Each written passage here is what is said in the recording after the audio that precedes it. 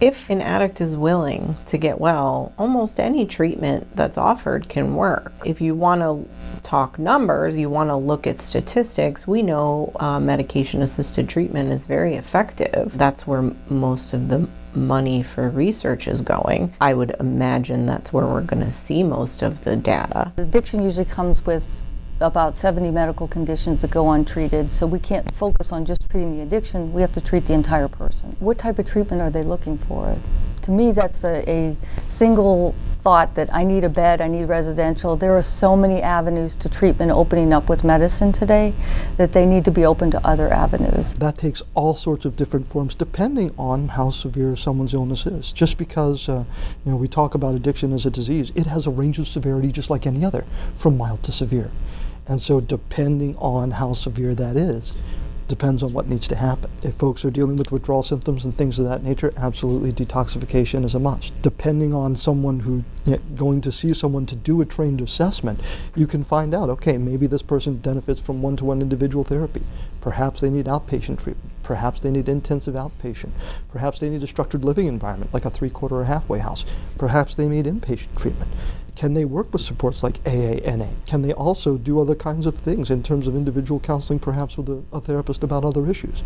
Here, we try to combine as many of those things as possible to wrap that around someone so that they can succeed. I've been a police officer about 22 years now, and we are the absolute kings of one-size-fits-all tools for people. I mean, pretty much we have a couple different tools in our toolbox to make people do what we want. Arresting them is a big one. Physical force is another one. And we find that very rarely works. And what I have enjoyed as being part of the law enforcement community is the guys that I work with and have been doing this for a while, we've realized that, hey, listen, we only have these few tools. They don't seem to be working. So we're going to, by nature, try and individualize what we need to deal with these certain people. So by having the experience of having a one-size-fits-all approach in police work, we've been able to eventually realize that doesn't work and try and tailor our approach to different individuals the best we can. Like other chronic diseases, they all have the same symptoms, they all have the same types of relapse. However, this is a unique disease in that patients' families really suffer. And in that suffering comes the anger, this family disruption. And I would say that the families that we're working with, we take them in and start explaining the chronic disease nature of the disease.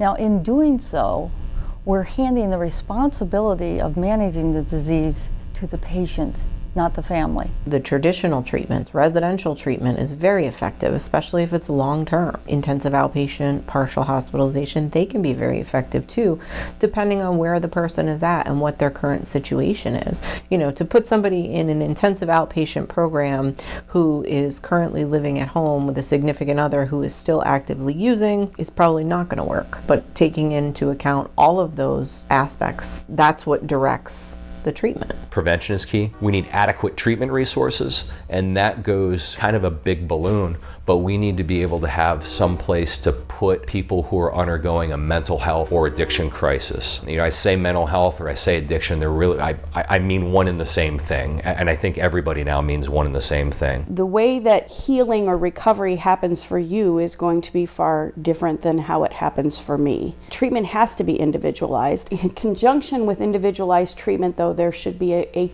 common language or a shared language among the people that are trying to influence that change, a shared understanding. It does have to be individualized. I mean, you do have to look at the whole person and the whole picture and their whole history and make determinations based on that and on what they want. Individualized treatment, absolutely.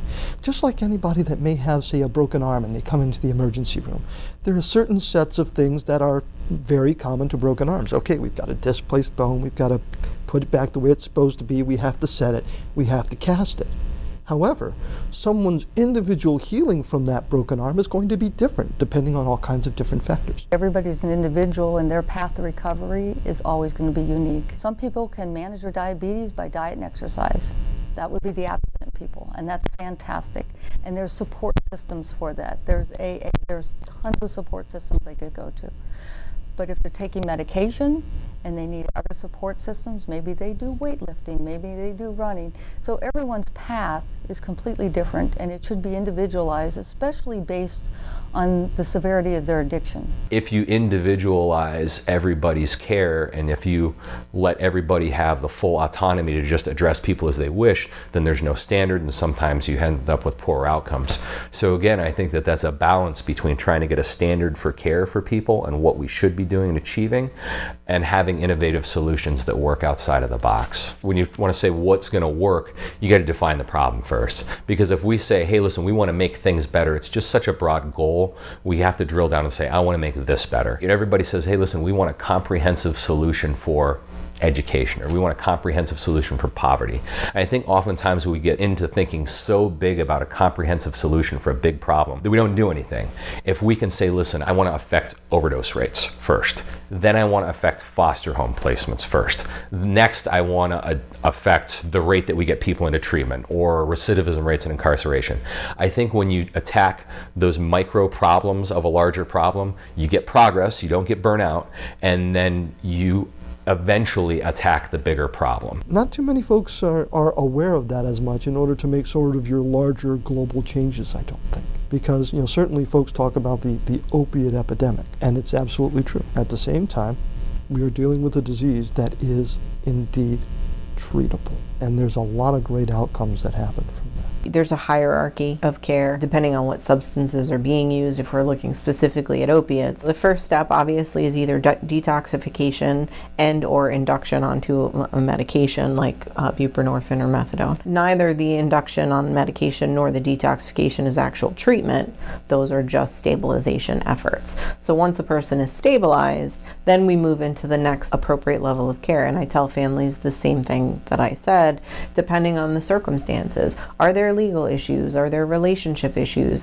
Does this person live in a safe environment? How long have they been using? Have they been using since childhood, in which case they have never developed any coping skills or ability to deal with stress, in which case maybe putting them in a more intensive environment is necessary. But we do aim to use the least intensive level of care that would be appropriate for that person. That is based on full assessment of all aspects of their life. I advocate in trainings that I do that Narcan, which is not the solution to all our problems, all it does is save a life. I've advocated that in every AED throughout the country, we should have Narcan.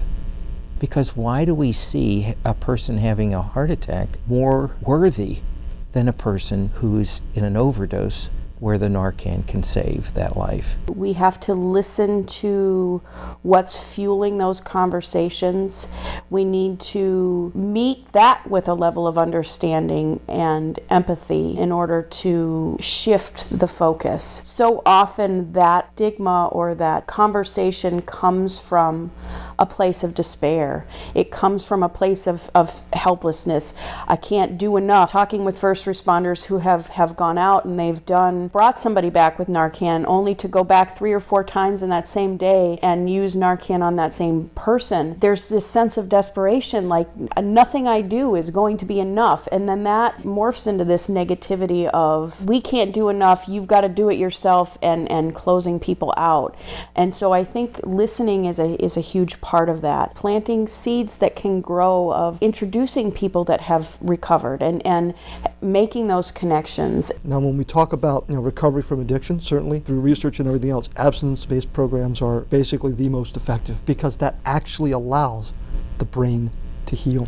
It allows that dopamine system to downregulate, so that basically folks can actually do things like have normal sober fun again, or be able to have a conversation about emotions and be absolutely emotionally present instead of the numb state that the addict or alcoholic is frequently. The biggest thing that any individual can do that's not a provider, not a professional in this, is to become educated about what the problems are in a community and what the solutions are for that. Hearing different perspectives about what causes homelessness, or what a tax increase is going to solve, or why we need this government organization, or why we don't need this government organization. You have to become educated about the real problem so you can speak intelligently about it to other people. Well, most of the research is coming out that medication-assisted treatment has the most efficacy. And of that, what we're seeing is patients who we individualize their care for are the most successful. So if we have a patient come in and the patient has children or the patient is working, what we do is take them through their withdrawal and we get them back to work and back to their lives as soon as possible. And then treating, say they have depression or other things that they want to work on, we customize their treatment by finding the appropriate treatment provider to treat maybe at nights, on the weekends, or when it's appropriate, so that their gains they make in that initial medication stabilization, they can continue those gains and be successful in their recovery. In order for treatment to become evidence-based, it needs to be backed by research and outcomes and data. That plays an important role in developing an evidence-based practice. I think in addition to that, there's a much more anecdotal component where we have to focus on the human aspect and hearing from the people who have been impacted and positively influenced by those programs. One of the parts of being a leader is also acknowledging and voicing, to an extent, some of your own vulnerabilities. So sometimes we teach through modeling and sometimes we teach through sharing or through leading. So when you talk about the community, I think the first thing we need to do is to admit that sometimes we don't do it perfectly, and then maybe share, when appropriate, in different ways, some of the ways that we've begun to maybe fall down and then got back up. That, to me, is true leadership, is not carrying that picture of perfection. I think that we could do this by visiting, talking to, circling up, right? Doing discussion groups with teenagers, with teachers, with community leaders, with dancing organizations, with theaters. I mean, we want people to really get involved, to have an open dialogue, to not just sit and listen to a lecture, but be able to ask genuine questions. I would want to know first what you want me to weigh in on about the specific problem, how to make that better. We need three things. I think that we need comprehensive and aggressive prevention, and I think that I'm also a big fan of Katie Parks and what we do with the Prevention Coalition. I think that that's wonderful. I think that we have a good buy-in from a overarching county organization who interacts with the other school districts or police departments or mental health and addiction services organizations. I think that we have a good prevention approach. I'm not saying that, hey, listen, we've checked the box in prevention and we can move on.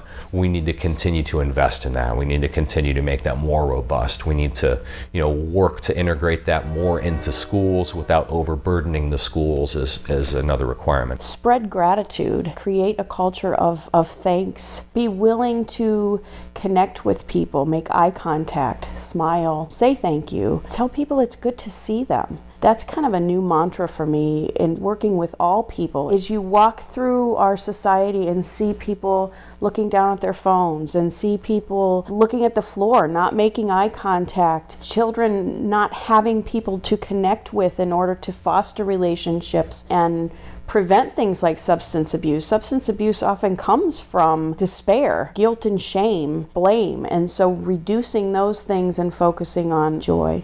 Right now, as we speak, as we all sit here, there are 23 million Americans right now who endorse having at least 1 year sobriety. By the way, that's 1 out of 14 folks.